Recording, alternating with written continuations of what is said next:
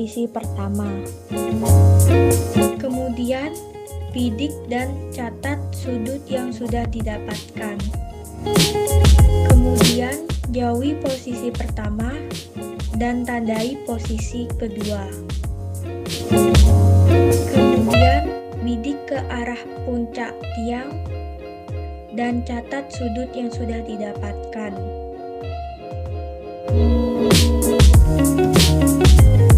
Lalu ukur tinggi badan dari ujung kaki sampai ke mata.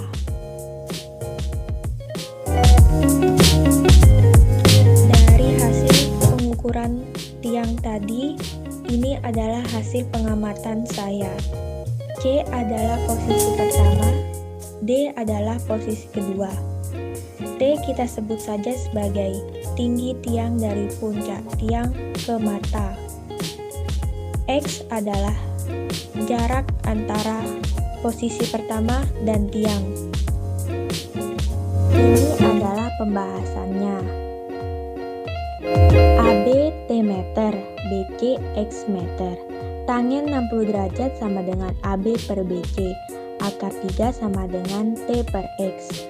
X sama dengan T per akar 3. Ini adalah persamaan 1. AB sama dengan T meter. BD sama dengan X plus 10 meter.